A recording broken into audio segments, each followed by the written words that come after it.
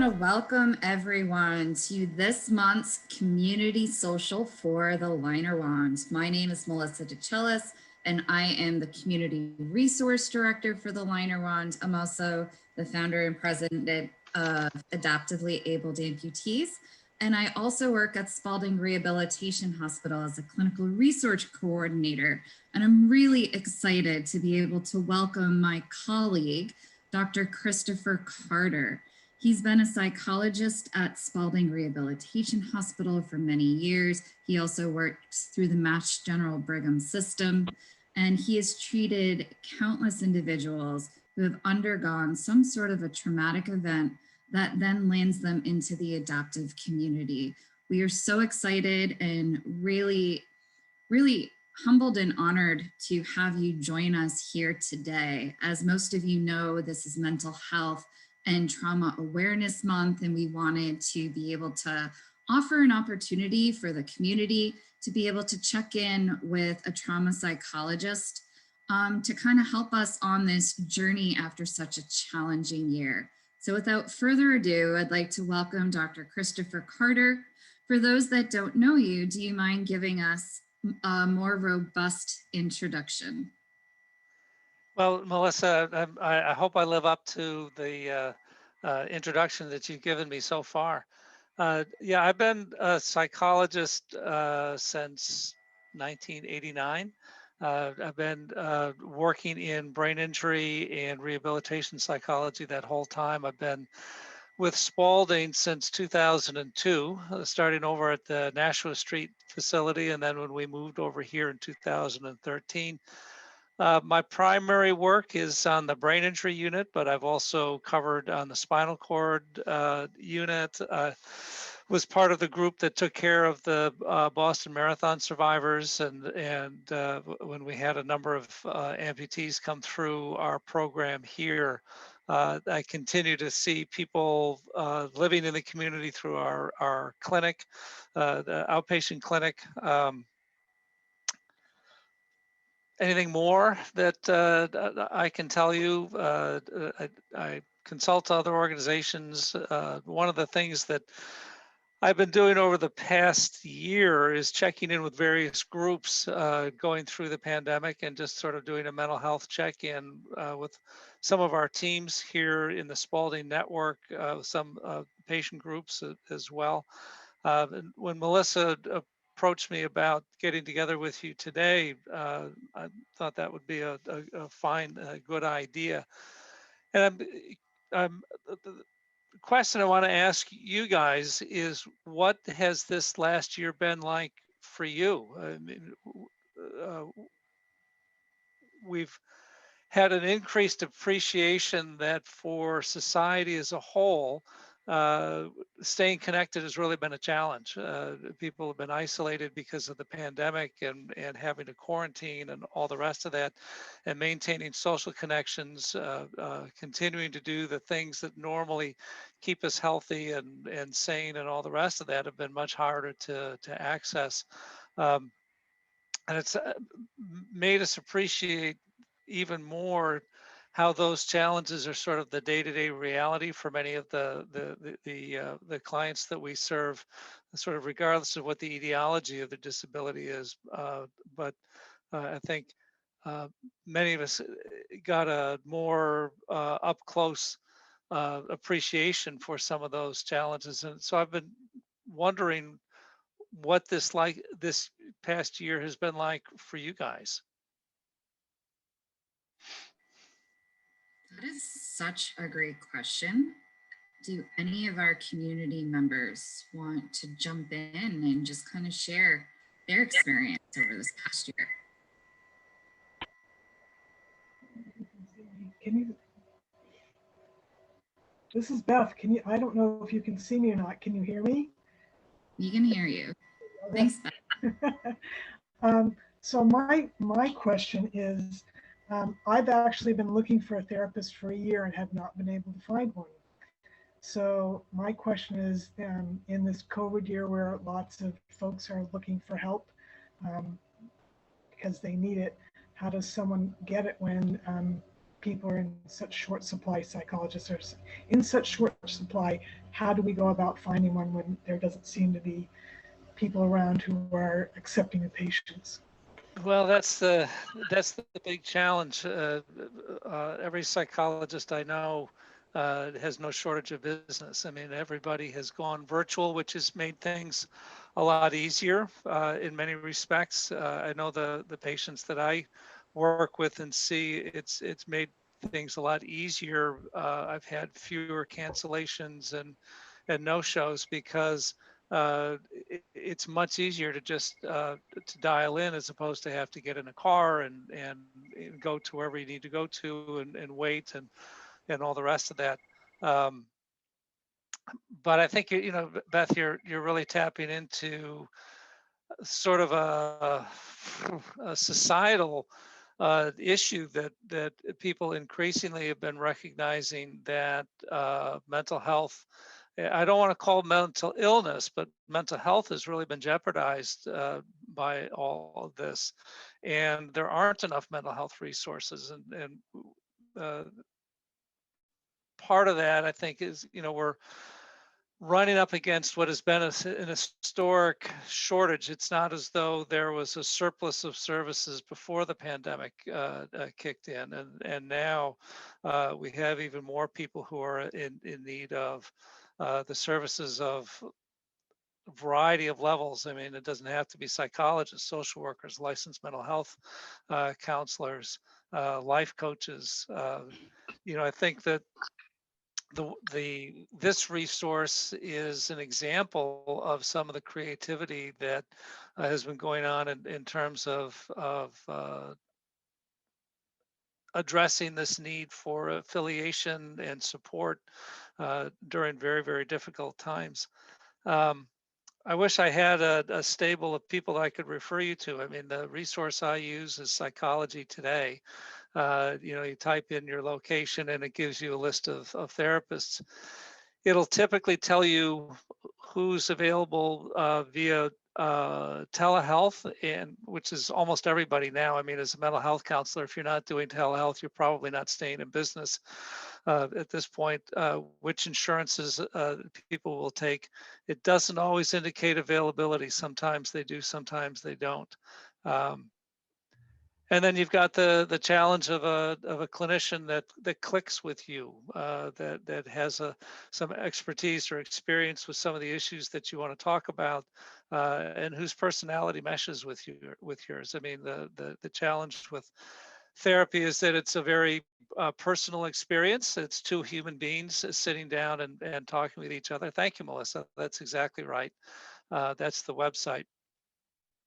And you're not going to click with every clinician that you're going to meet with. Hopefully the clinician is skilled at reaching out and making themselves available to the person that they're sitting with. But as I said, a good therapist is a particular human being, and so if this isn't the right flavor for you, keep looking.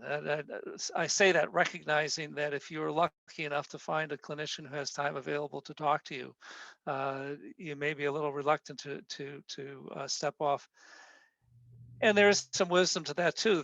That this is a relationship, right? So you may need to see them a couple of times and form a connection and form a relationship with that.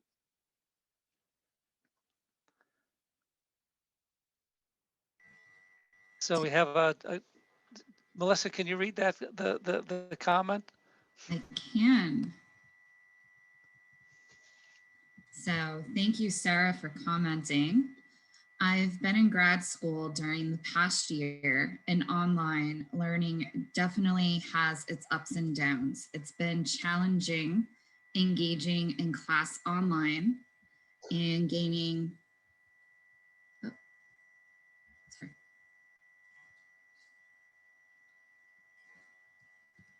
My chat box is too small.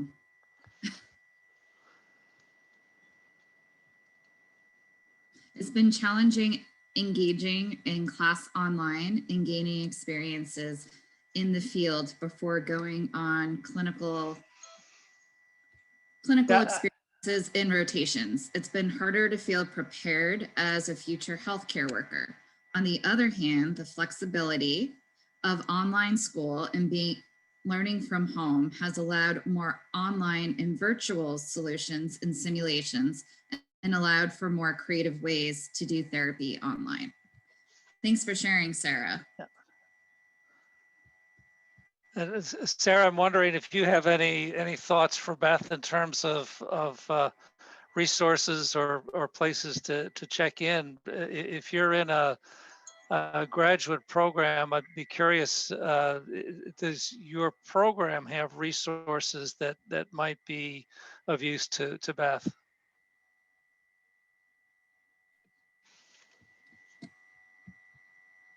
Can you guys hear me? I'm not sure if my mic's working on my phone. You are good. Okay, great. So within my school and program, they've actually been pushing to bring in counselors through the school and offer kind of like outpatient for the public to go to, but it hasn't quite happened yet. I know the resources, we are affiliated with the hospital, so we've been able to reach out to different mental health professionals there. And in my area, at least, they've been really great about sending out resources of a lot of different counselors and psychologists in the area and their specialties and what insurances they utilize. So that's one avenue that if there is a local mental health resource building, psychologist, psychiatrist in your area, you could always call and ask if they have any other connections and resources. Unfortunately, this is a common problem across the board where, I mean, thankfully people are using more counselors and psychologists, but also that makes it harder for new people to start as well. Thanks for sharing, Sarah. So I'm interested, I'm curious about some of the challenges that you folks have felt like you've been facing in the course of this past year that are different from some of the challenges that you normally face, or maybe complicated some of those challenges. Does any other of our community members want to jump in and comment? Somebody just wrote in the chat body image. That is definitely an issue that I think adaptive individuals face following an illness or a trauma. It's something I've struggled with personally, as well as so many of my group members, and it's a popular topic of conversation in our support and social groups. Would you care to comment on strategies that people can use to help to build their self-confidence and develop a better self-body image? That's a good question. I mean, obviously it's not I wish I had a magic answer that pop up and do this and you're going to be fine. You know, the people I work with fall into two kind of gross categories. One side is the group that has a visible disability, something, you know, other people see, they're in a wheelchair or they're missing a limb, you know, that sort of thing. They're walking with a cane. There's something that is obvious to others around them that that something's happened to them. And then the other group I have are some of my brain injured patients who look fine and in fact struggle with the comment that they get quite often, which is that, you know, you look great when they're not feeling great. They know themselves they're not the same. And so having to explain why they're not able to do the things that it appears that they should be able to do with that. And so, you know, for anybody with an acquired disability like that, this is kind of the struggle, both in terms of how you present to the outside world and how the outside world views you, and related to that, how you view yourself and how you present to yourself, and how you feel about yourself in the outside world, your level of confidence or self-consciousness, and that sort of thing. Um, and there are degrees within that in terms of how disruptive is the disability. To what extent does it limit you or prevent you from doing the things that you want to do?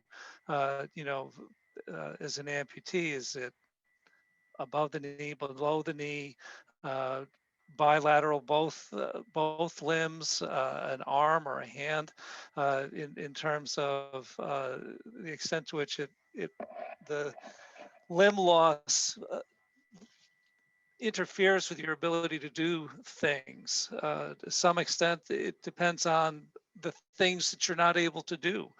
If you are a former athlete and you can no longer use your body in the same way, that you can't compete in the same field at the same level that you could because of your amputation, that's going to have a much bigger impact than if you were more cerebral and your identity was tied more into your intellect and the kinds of things that you did intellectually, and not so much with your body. You might not have been a very physically active individual. The extent to which you're in a supportive environment that is more adaptive, such as our hospital, versus an environment where the loss really is not supported by the environment, and you have a lot of stairs, or you have doors that are hard to open, or you're living in the city versus living in the country, where mobility and access may be very different. All of these are pieces that sort of factor into that problem. I think that what I see take place in the evolution of recovery, because I typically will see people early on in their disability. They've arrived from the acute hospital. They may be several days or weeks or months recovering, and a lot of their initial focus is on what they've lost, what they can't do. To some extent, we don't help that process a lot, because we focus on what you're not able to do, and we don't spend as much time focusing on what you are able to do, the things that you still hold on to, the ways in which you're still the same. But over time, people get to a point where, so again, in rehab, there's sort of these parallel processes that are taking place. One, depending on the level, on the disability, stroke could be a good example, or brain injury, where we are trying to recover as much functioning as we can, trying to ameliorate the lost functioning and restore the lost functioning as much as we can. At the same time, there is compensatory activity that's going on. So how can we get around some of these lost abilities, or teach people new ways of doing things, or in the case of amputees, getting them ready for prostheses, someone learning how to use a wheelchair for mobility if they're not able to walk, and those sorts of things, so that they can begin to get around some of that barrier and begin to engage in life more. And so, I'll write it up. I'll get it over to you for signatures, and then we'll see what happens. oops, somebody needs to mute there. Okay. Yeah. So psychologically, what I see taking place is in the initial stages, where there is potential for recovery, there is a sort of a focus on that, and energies are spent on getting better and recovering and getting back to the old way and getting back to normal, and that sort of thing. Where there the focus is on compensation, learning to use prostheses and that sort of thing. That's the focus, is on sort of mastering this new skill. But at some point, the focus and energy begins to shift into not so much recovery, but beginning to get engaged in life and moving on with life. And so, excuse me, starting to look at making the most of what you have. And so the shift is not so much on what I no longer have, what I've lost, as so what do I have left and how do I make the most out of what I have. Now, along the way, there's a grieving process that takes place, where you do have to grieve what you had that was taken away from you. I mean, by and large, nobody arrives here at Spalding as part of a conscious plan where they, chose the events that happened to them, the injury and the loss that brings them here. And so there's a certain amount of grief work that's needed in time around that. Um, and again, there's not an ideal course for that. There's not a prescribed time. There are a lot of variables that go into the resolution or working through that process. There's not really an end point to it either. It's not like, okay, I've gone through my stages of grief and loss, and now I'm at the other end, and I don't have that to worry about anymore. I mean, it's something that will continue to recur in many cases, because not only are you grieving the loss of what you had, you're grieving the loss of what you were thinking you were going to have, and your hopes and plans for the future. What you thought your body was going to do for you, career plans, relationship plans, and those kinds of things. And the injury has potentially taken that away.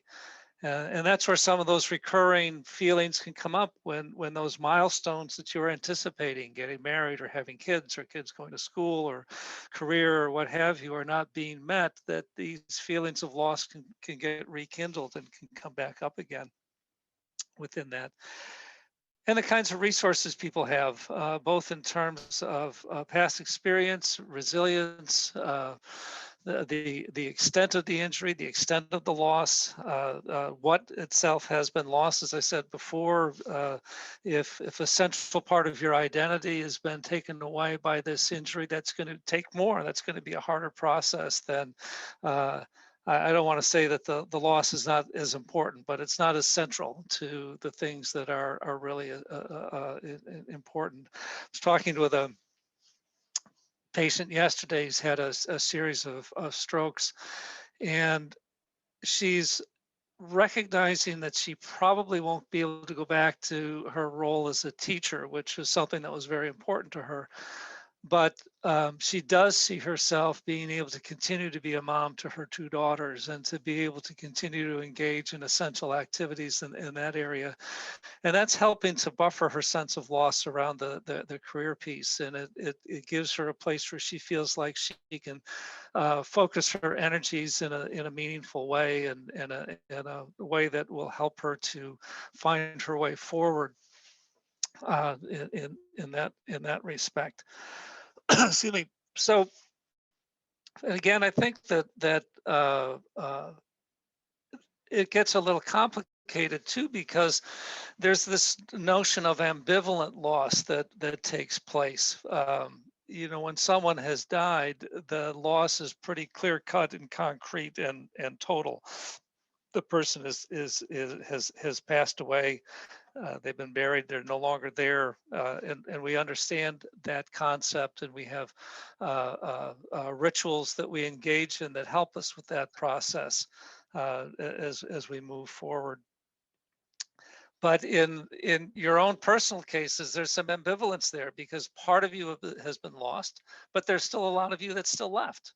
And so, you get these reminders, and it's not as finite, and these issues will continue to sort of pop up and require attention and focus on your part within that. but again, I think, you know, one of the things that's really impressed me over the years, and I've been doing this for a long time now, and I've seen a lot of people. Um, I've been impressed by the extent to which depression in the disability community is not nearly as prevalent as one might think. You know, the people who are able-bodied, when they think about disability, they go, "Oh my God, you know, the quality of life, and I could never live like that. And if that happened to me, oh, I wouldn't want to do it," and all that sort of thing. And I have family members who say, you know, our loved one, our family member has made it very clear that if this were ever to happen to them, or they were ever to find themselves in this condition, they wouldn't want to live like this. But then, you know, you sit down with the individual and they said, well, this wouldn't have been what I chose, but uh, I can do this. You know, as long as I can do ABC, I'm good to go. I'm not ready to check out. There's still enough quality of life in my life that I want to continue to do this. And that's a very individual thing in terms of what people identify and what they determine as quality of life. We have some trouble professionally. We understand the concept, but measuring it on an individual basis is really tricky, because one person's quality of life and what's acceptable for one person, for another person is completely not within that. And I think, you know,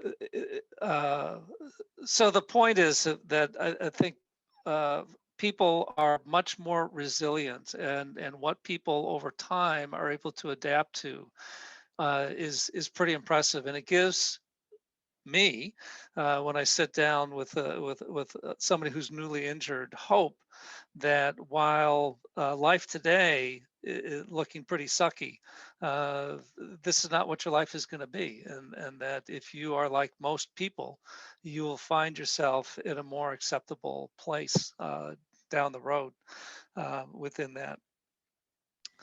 What I've seen, yep, go ahead. I have a quick question for you. So the Yep, term mental resiliency yep, is tossed out there a lot.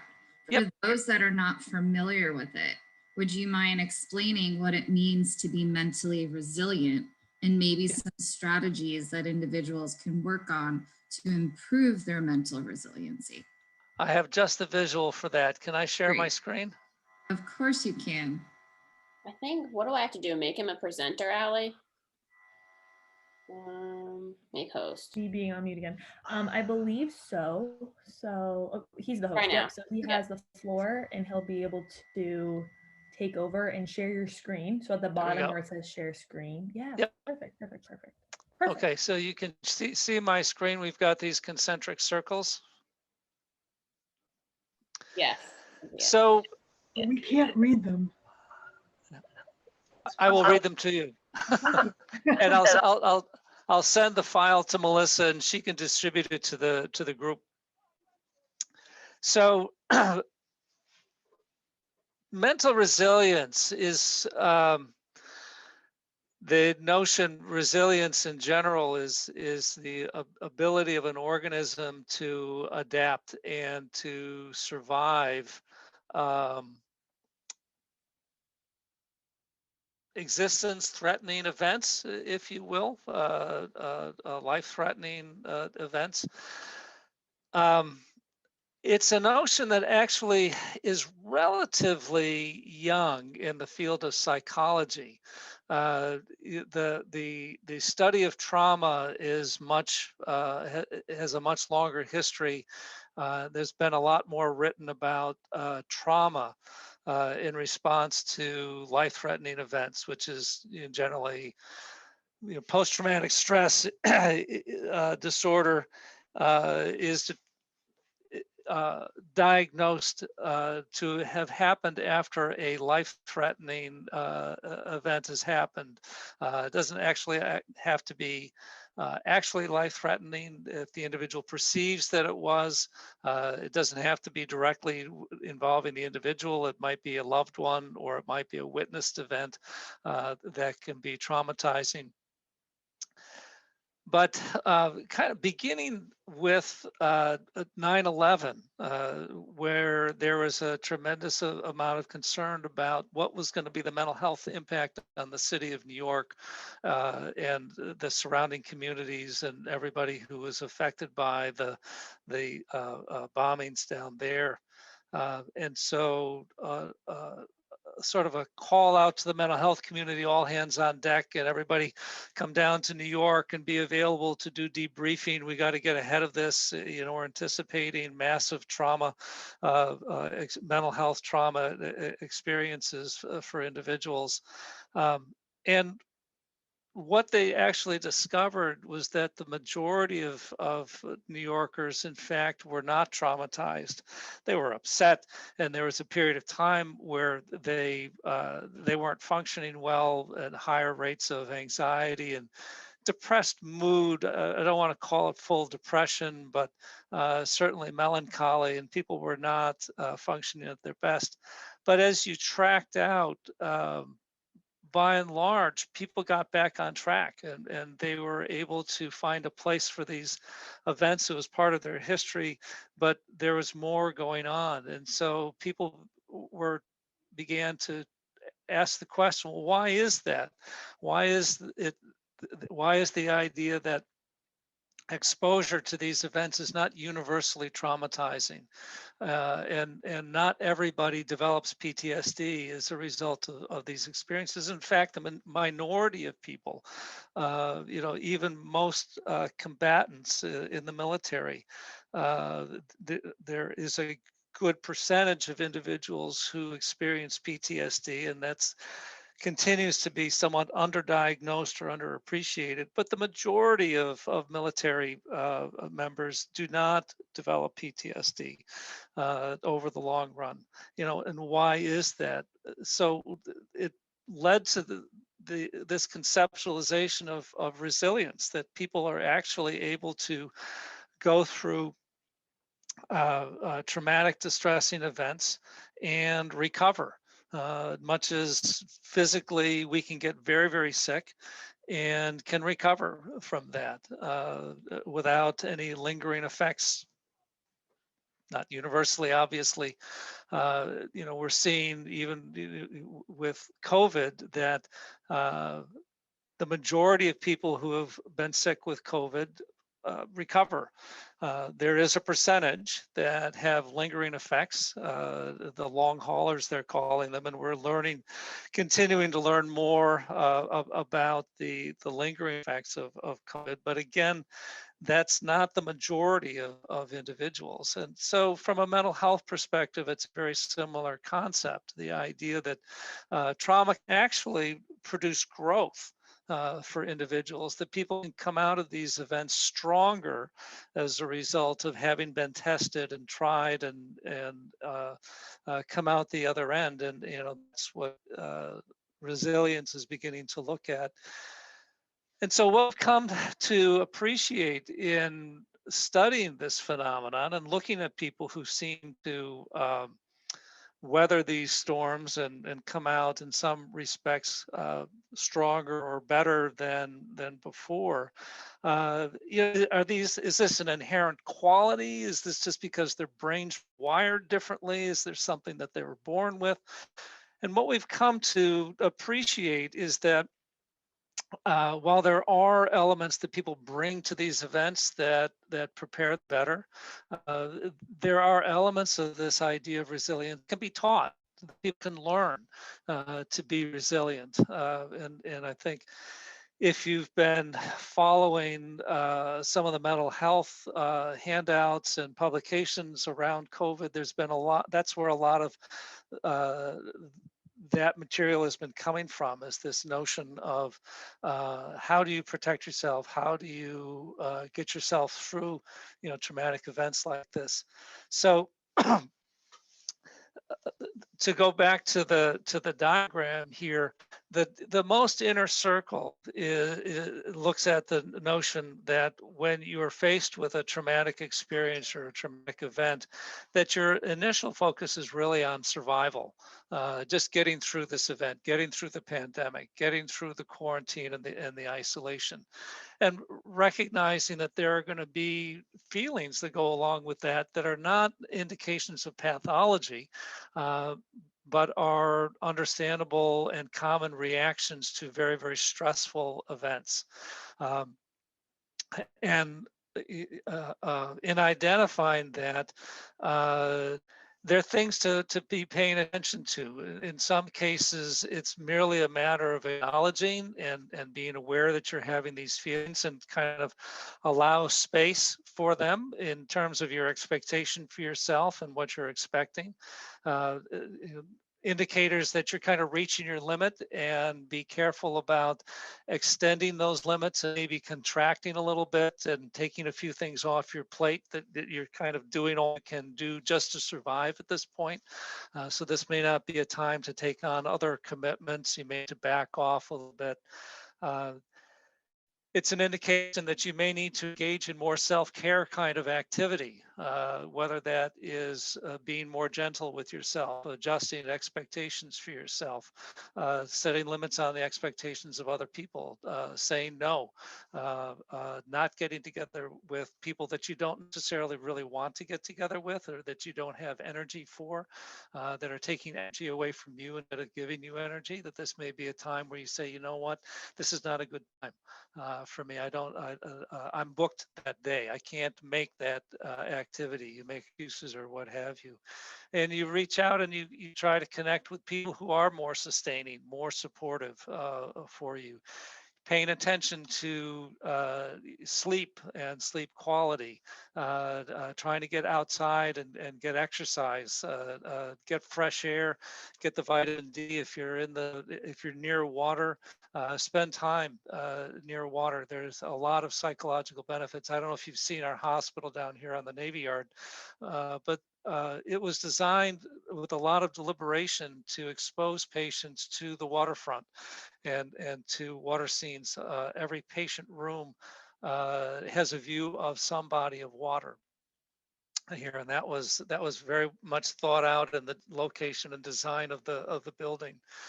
So doing those kinds of things, paying attention to what you're eating, excuse me, kind of where you're taking yourself psychologically, and kind of what are you ruminating on. If you have not had a practice of relaxation and mindfulness, maybe beginning to explore some of that, so that you're learning how to quiet your mind and your body in the midst of all this. Watching out for your use of various substances, whether it's sugar, carbohydrates, alcohol, other recreational drugs, marijuana, and those kinds of things. That if you're seeing that there's an increase in the use of those, they may bring some temporary relief, but in long term are not really helping you to cope with your situation. So in recognizing that you may be in survival mode, with time, things change, and the initial crisis generally begins to resolve a bit, and you move into this next stage of. Let me back up just a little bit, because part of what's going on in that survival mode is that we see that people are. Let's see if I can. No, I want to go the other way. Can you see that any better? Yeah, that's much better. Okay. So, coming out of people's experiences with the pandemic, these are the kinds of things that we're getting reports on, that people are feeling very powerless and feeling sad, and I'm angry, and these kinds of negative and stressful thoughts taking place. And as people begin to find their way and get some control over their experience a little bit, they begin to move into more of an acceptance stage. So looking at appreciating the little things that are around you, what you do have as opposed to what you don't have, what you can control, and making sure that you're putting your energies into things that you can control, and you're letting go of things that you don't have control over within that. Being more focused on the things you know for sure rather than the anticipation of things that might or might not happen. Moving out of the what if this happens, what if that happens, what if this happens, things that may have actually very limited likelihood of actually happening. And you stop and think about it. Well, if that were to happen, how bad would that really be? And determining that maybe not desirable, but not the end of the world either, relative to things that you've been through before, survivable. And I think that beginning to move into the acceptance too, starting to acknowledge your own survivability and some of your own strengths, what you've been through, looking at and appreciating, embracing and acknowledging your resources, people who are in your life that you can connect with, the things that you can do that make you feel better, that you have some control over, your ability to alter your own mood state within that.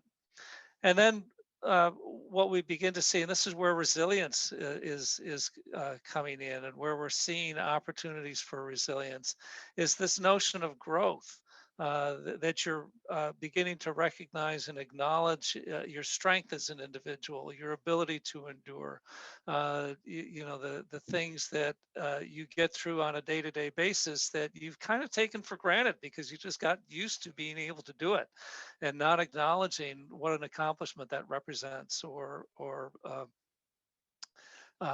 what an asset and a source of strength that is. Uh, uh, Beginning to look at your ability to reach outside of yourself and continue to have value, excuse me, in connection with other people within that. Being able to find those moments of joy and appreciation, moments of serenity, where you're just sitting quietly and appreciating the sun going up or the sun going down, that sort of thing, or the value of a good cup of coffee, or a conversation with a friend that has been sustaining or affirming for you. So these are the things we've been learning and continue to learn, and a mental health counselor can help with these kinds of things. A therapist can be helpful in when people are feeling stuck and they kind of can't get out of their way, to be able to recognize when they're feeling stuck and maybe help them find a different path out of that stuckness and into moving forward. Excuse me, but these are things that people can also practice and engage in themselves. Uh, you know, Melissa, I'll send you. I've collected over the past year and a half a lot of different internet resources and suggestions and tips and that sort of thing, and I'll pass all that on to you, and you can distribute it to your group within that.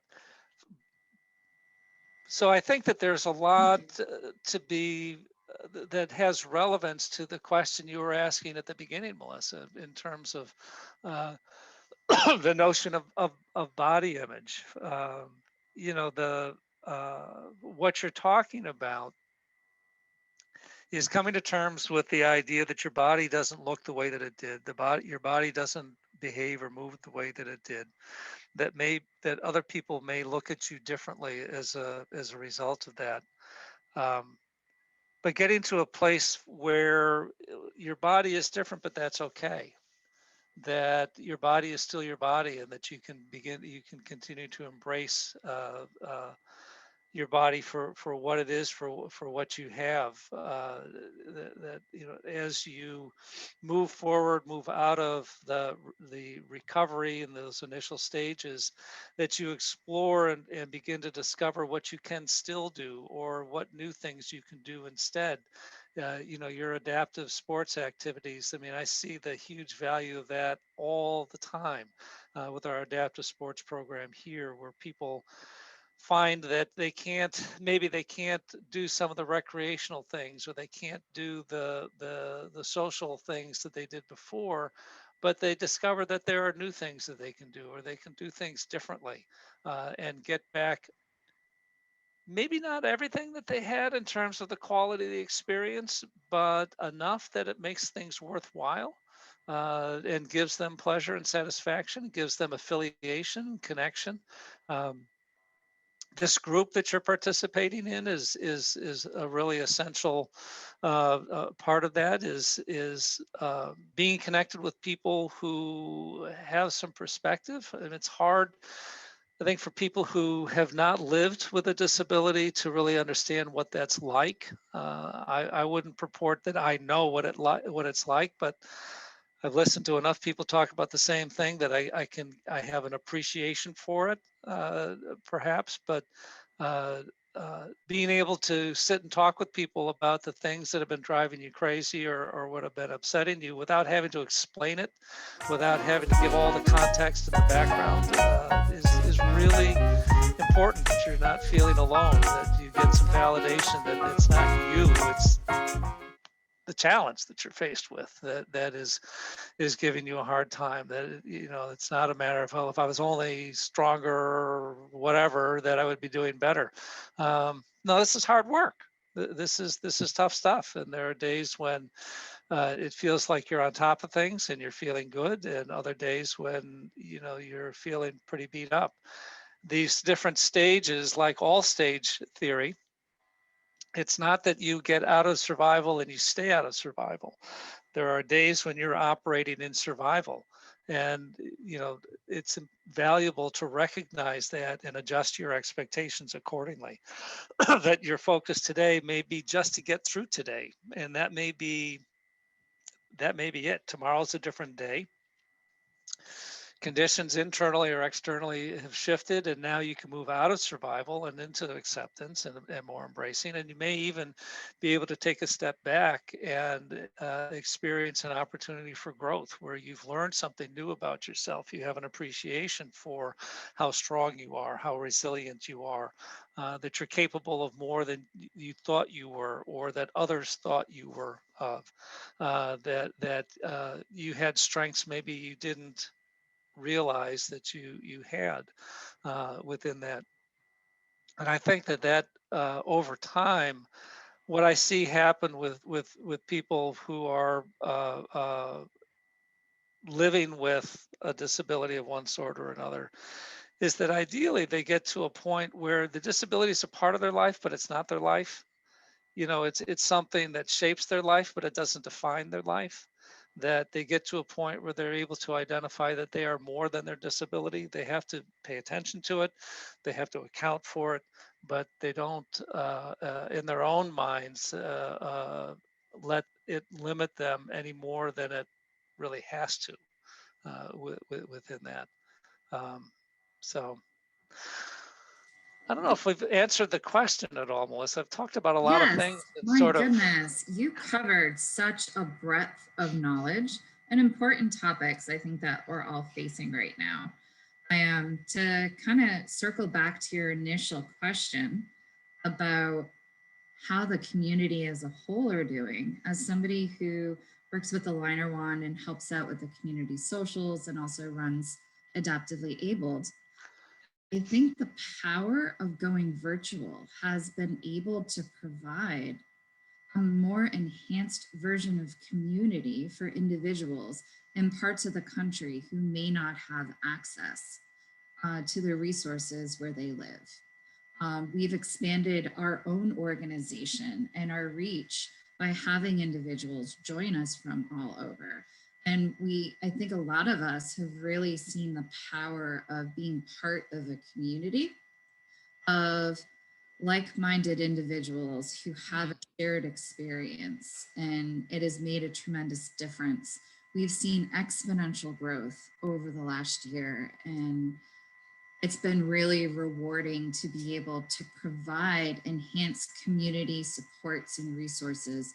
I know that it is one of the first and foremost priority of the Liner Wand was to be able to provide better resources and community opportunities for individuals to engage with each other. And we've grown as a result through support groups and nonprofits. We've also grown by being able to offer more to the community. And I think the challenge that we're all facing now that things start to open up are creating hybrid models and programs where we can continue to interact with people that we've met near and far, but also be able to provide some in-person opportunities for individuals that live in a certain geographic area, but also make plans for some sort of a centrally located event where all of these amazing individuals that we've met virtually could all come together and meet each other and learn from each other. That's kind of my take of this past year.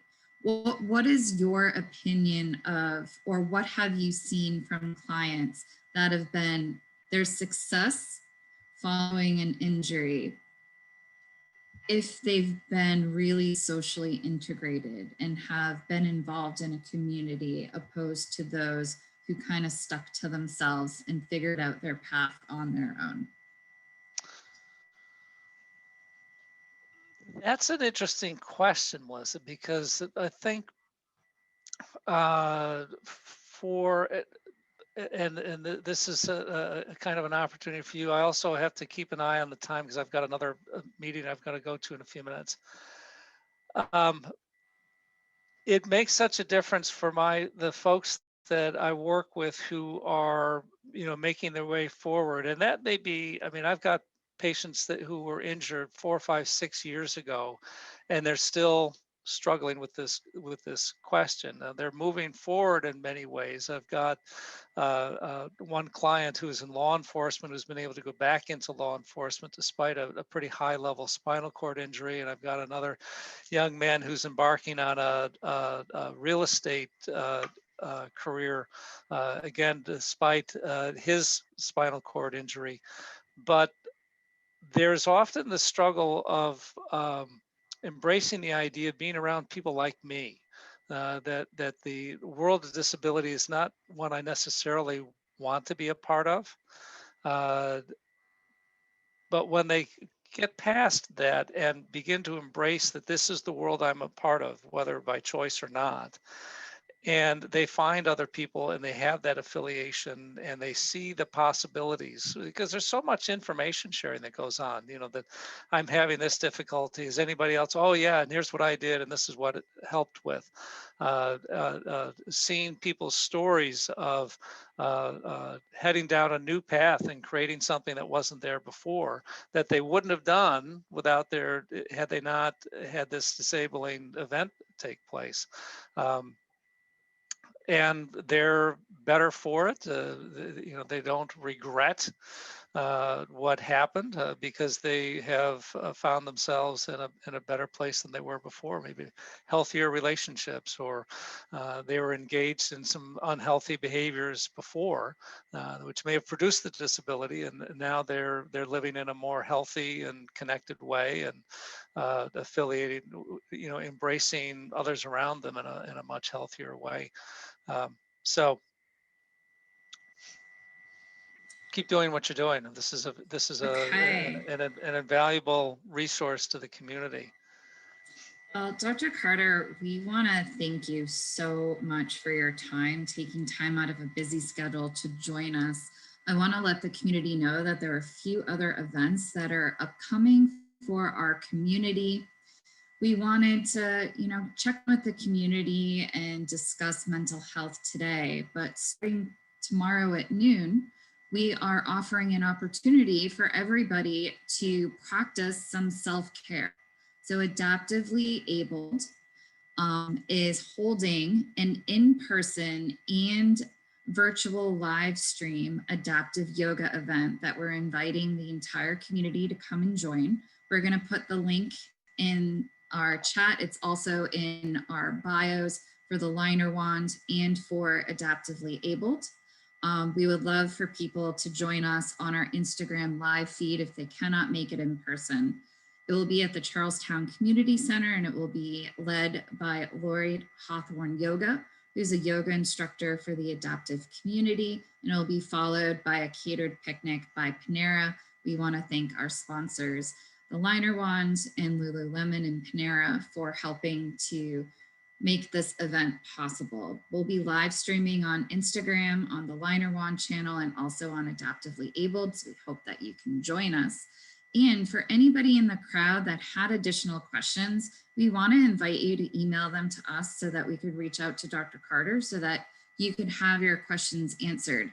And we're really excited to say that we could continue this conversation and be able to field all of your questions at an upcoming support group this next Thursday, the 27th, from 8 to 9:30 p.m.